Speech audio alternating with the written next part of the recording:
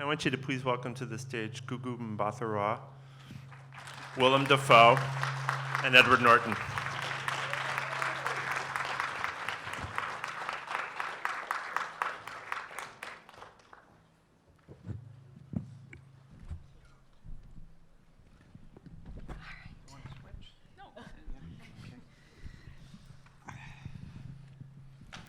I want to start with the novel and the film's relationship to it. Because really the novel is a jumping off point for what you did with this film, Edward. And, yeah, Jonathan's. I remember I had mutual friends with Jonathan Lethem in the mid '90s. I was kind of aware of him as an up and coming, local guy, and someone tipped me off that he'd written. Someone tipped me off before it came out. Jonathan's about to publish this book about a detective with Tourette syndrome, and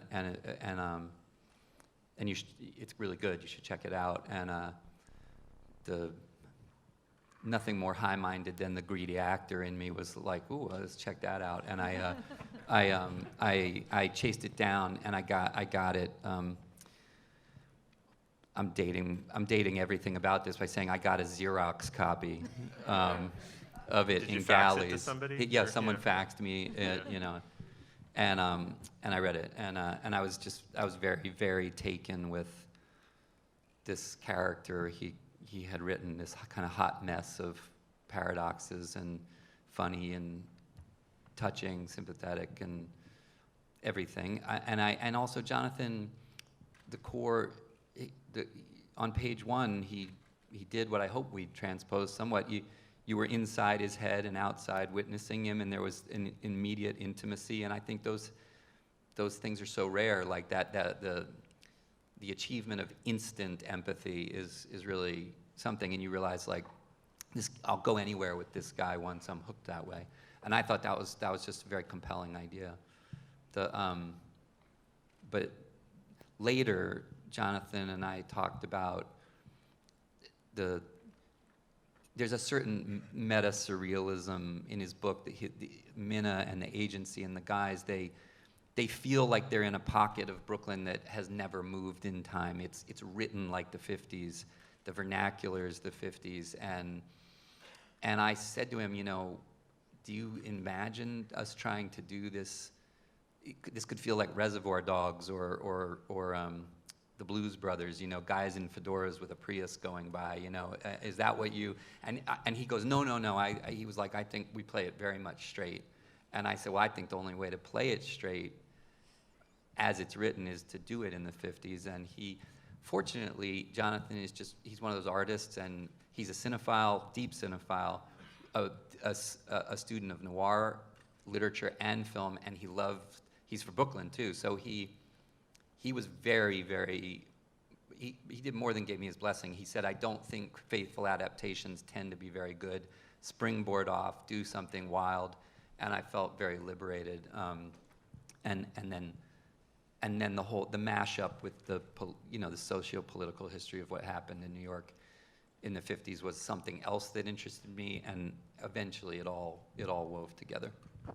And did you guys, Willem and Gugu, did you go back to the history of New York and how it changed in the whole Robert Moses, scenario when you were getting ready for this movie? And, was it...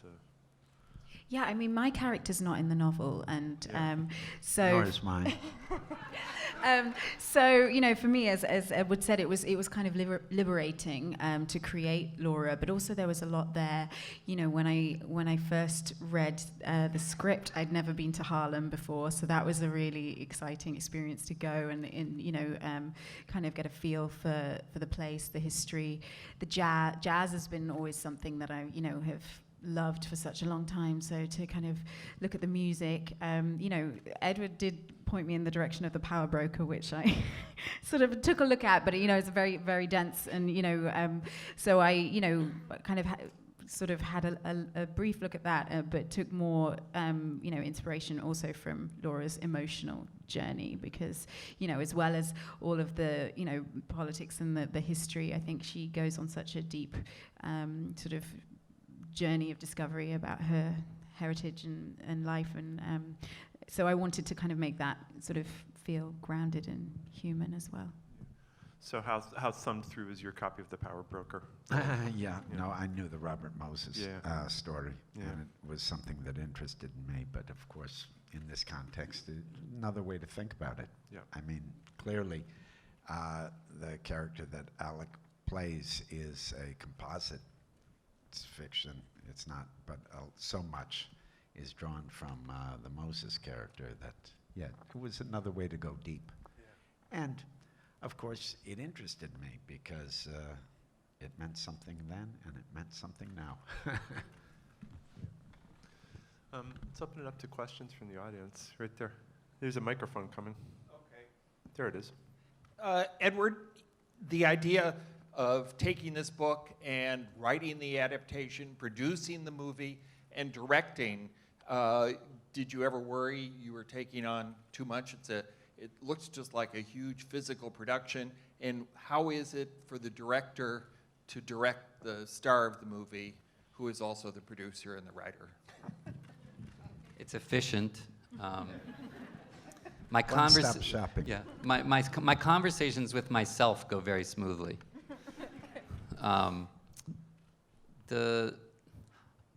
Honestly, like there are times when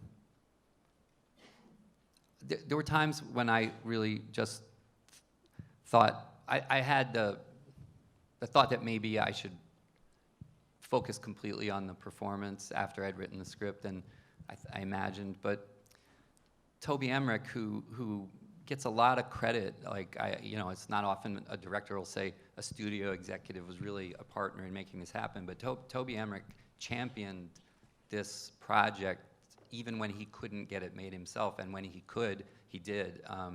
And he was one of the people who said to me at a certain point, like, he was like, man, you got to do this. And he was invoking the movies we knew we loved. He was saying, Reds and Unforgiven and Orson Welles starred in some movies that he yes, directed. yeah, too. yeah. I don't want to compare myself to Orson No, Welles. but I mean, there's a long history. But it is true. I think. Look, many of us have been inspired by people who took big swings at what I would call not just playing wearing these hats, but at making a big film about the American character. In a way, I think what inspires me about Citizen Kane is that it treats people like adults. It assumes everybody is an adult. It assumes that people are smart enough to listen to a meditation on character. And Warren, when I remember talking to Warren, I was scared of it. I was scared of doing it. Even though I'd done it before, this was bigger. And I asked Warren, and he said to me, look, man, he goes, people told me that nobody wants to see a 3-hour movie about American socialists with documentary footage from the era. And I said, I want to see it. I want to see it. It matters to me. It's like, I think that it has something to say about who we are, and I'm going to do it, And I think sometimes to me, you can reflect on the film that we now appreciate, but it helps me a lot to actually talk to people about how half-baked and it felt, and how many people told them you should not do this, because it puts you, it helps you go through your own experience of nervousness about the risks. And you say, well, people that I really admire went through that emotional experience of uncertainty and risk and the dare of it, and they got somewhere really interesting. So what else am I doing? I think that it was all I felt it was all doable. The thing that I had the most anxiety about was that other actors help each other, like create a bubble of concentration within a highly technical process, and I was concerned about my negative impact on the quality of my dance with other people.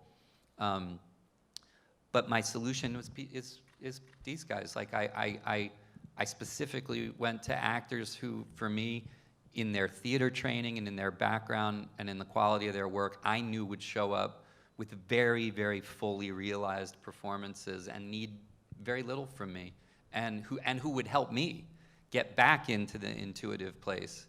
And they did. The cast of this movie was my own anchor as an actor, and it was people that I have deep relationships with, or like in Gugu's case, whose work I was so drawn to. I knew we'd have a good collaboration.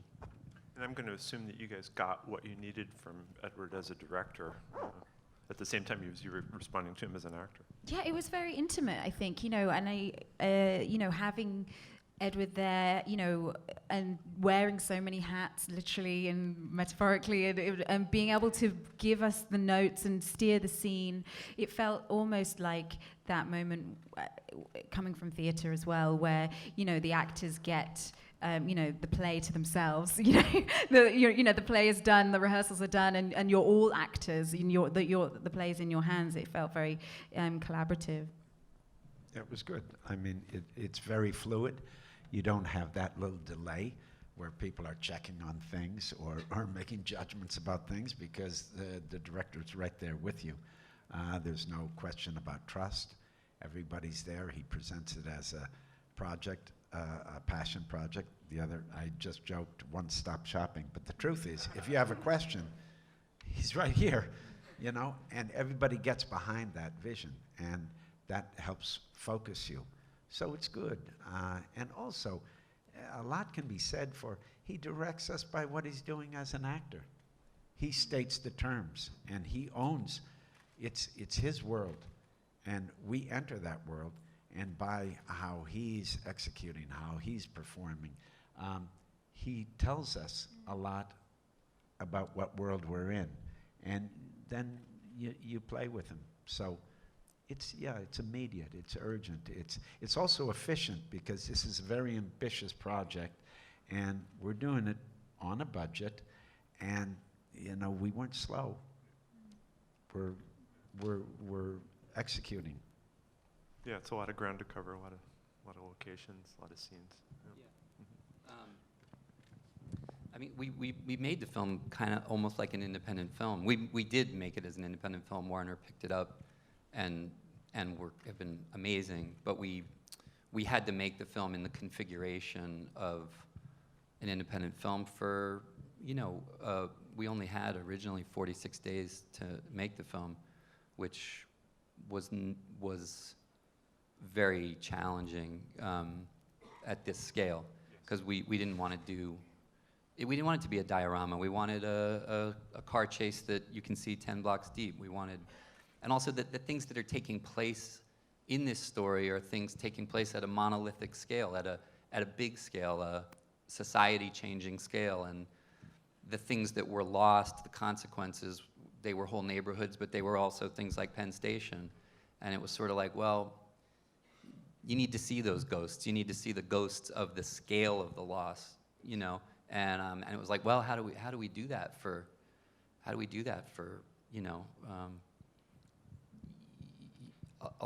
a very, very modest budget? And the thing is that the actors bolster me, but when you're a director, in a lot of ways, you're saying something absurd. You're like, this is what we're going to do, and a lot of people run for the exits, but you like, if you get Dick Pope, who's one of the great cinematographers of the modern age, and for me, I did The Illusionist with him. I was blown away as I was watching Mike Leigh's films that he shot, that he achieved a quality of photography in what I knew were very short schedules, exceedingly short, very little prep time with Mike Leigh. And I would look at films like Vera Drake and Topsy Turvy and Mr. Turner and go, how could he have done this in that kind of a time? And with the way I know Mike works.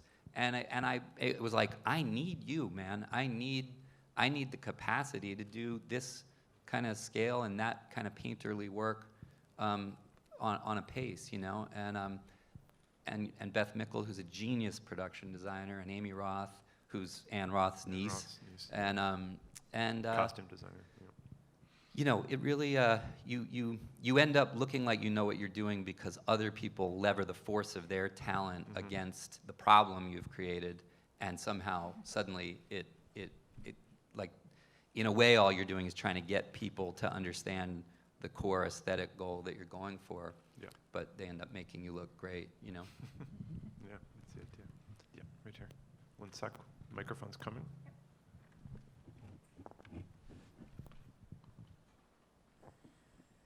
So 5 years ago, you were here with Birdman, where jazz was very much a character. And I feel like jazz was very much a character in this film as well. And I was hoping you would talk a little bit about how it affected your character, and perhaps a little bit about your research playing with someone with Tourette's. Sure. I mean, I'll first off, like, your Lincoln Center pal down the road, Wynton Marsalis, was, and like, Our outlet. Yeah. yeah, he was an enormous asset for me because once we set the movie in the 50s, it seemed right. There's a wonderful passage in the book about Lionel's his obsession with music as an extension and expression of the way his mind works, and he talks about Prince and his music, but we obviously weren't going to do that. I love the music in that era, the bop and hard bop of that period. It was extremely experimental, and if there was ever a music with a Tourettic quality to it, it's that music, and of that specific era. And it was also a time and a place where the discriminatory forces that were at work, excluding many people from the vision of the city, were being end-run by people like Miles Davis and Dizzy Gillespie, who were essentially becoming iconic, highly potent artists that the world was acknowledging. And so there was this kind of great, you know, I think Michael K. Williams captures it really beautifully, this kind of thing that even in this moment, there's people who were really starting to own their power in spite of all that. And I thought that it would be wonderful. Basically, Wynton and his great musicologist Phil Schaap helped us curate like what would have been played at that time, and Wynton put that group of musicians together. Wynton plays the horn under Michael K. Williams' performance, and that's like having Derek Jeter come in and hit for your Little League softball team. It's amazing to get people with that level of talent bringing it into your process, and weird wild things happened. It was like, because Thom Yorke wrote that ballad, but Wynton, he kind of helped me come up with this idea that when Laura and Lionel dance, which is an important emotional moment, we all felt like, you know, if you're doing Someone to Watch Over Me, even if it's Miles Davis style, you're gonna go, oh, I know that song, and Wynton sort of had the idea, why don't we take that really cool tune Tom's written and rearrange it as if Miles Davis was playing this, and so you have a more subliminal sense of familiarity with it, and again, people's talent stacking up on each other, and then Wynton loving Daniel Pemberton's score so much that he volunteered to play the lead horn through the whole score, you know, and those things start to just become, you know,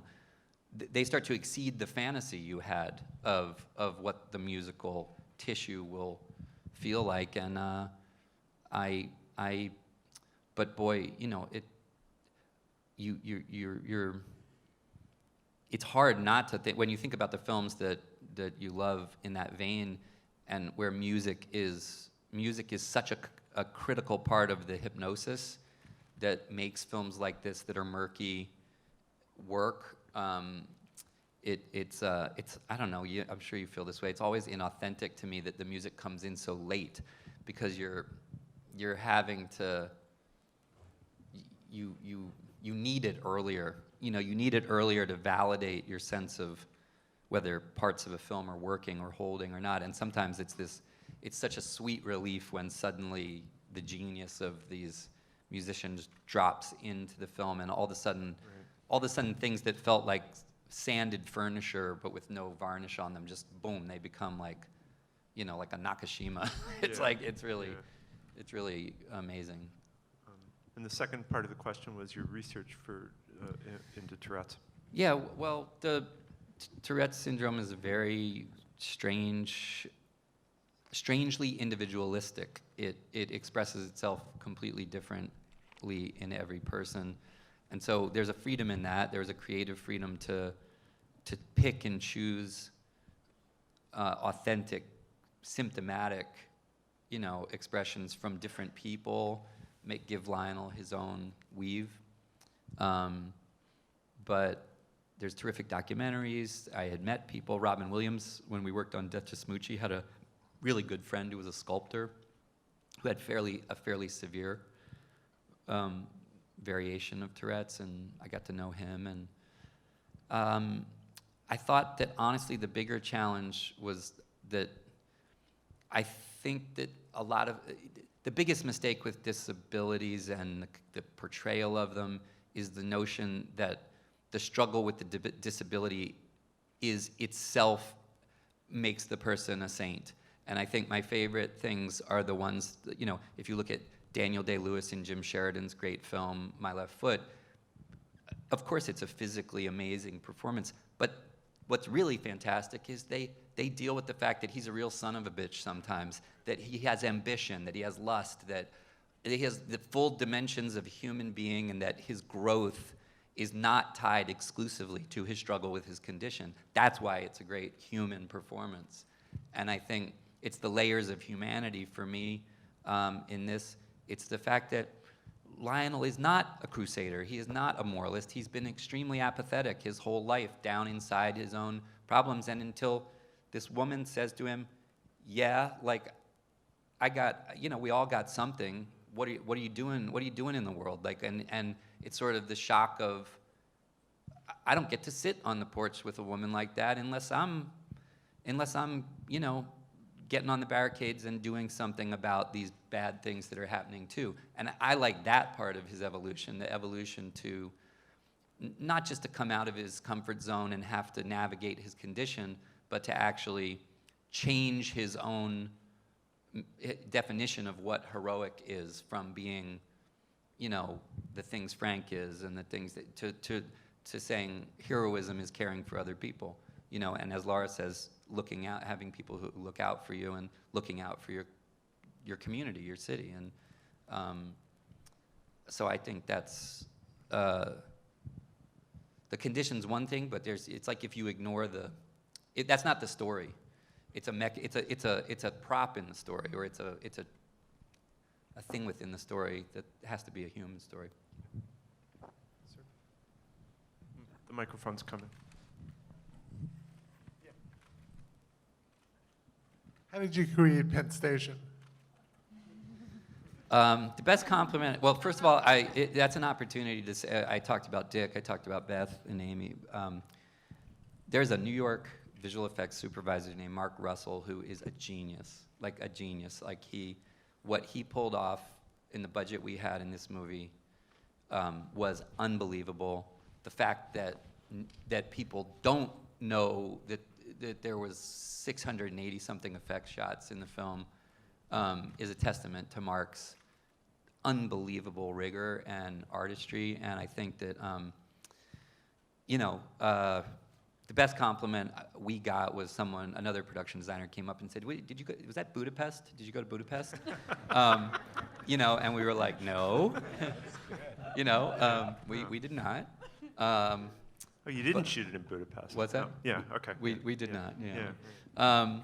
And sometimes people said, like, you know, Penn Station, sadly, I mean, the architectural plans still exist. You can actually get the architectural drawings of Penn Station, and that gave us something to work with. But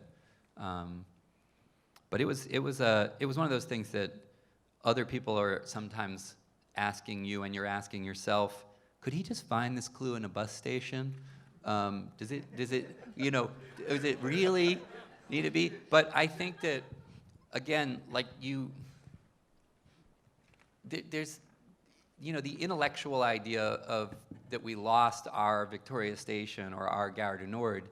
It's like, it's one of those things you say, but if you can't like actually have the experience of realizing that you lost a transcendent space and that it's never coming back, and that's the cost of not minding the store, people not paying attention to what people with power are doing for reasons that are not for our benefit. That it's the loss of, it's the treating of people as invisible, it's the loss of rich, dynamic communities, and it's the loss of enormous, iconic, transcendent things that diminish us. It's like Daniel Patrick Moynihan, our senator, our late senator, the great line about Penn Station was you used to descend into New York like a titan, and now you crawl in like a rat. And it changed literally your relationship to entering and exiting the city, and it happened because for dark and nefarious reasons, and I wanted to, it's one of those things you're like, well, it's going to be hard, but let's just figure it out, because there's something non-intellectual about actually experiencing the space, It's amazing that you compared you and your team to a Little League softball, team, and you made a beautiful film. And really, thank you so much. Very proud to have you. Can I say as we wrap up, Ken, your stewardship of this festival, I've been coming here since 1989. I came here the year Spike Lee's Do the Right Thing came out, which was a film about New York by a director, writer, actor, and it changed my aspirational goal, but your stewardship of this festival has been just so stellar, and to be the last film on the last night is a real privilege and honor, and we really, really salute you. Thank you.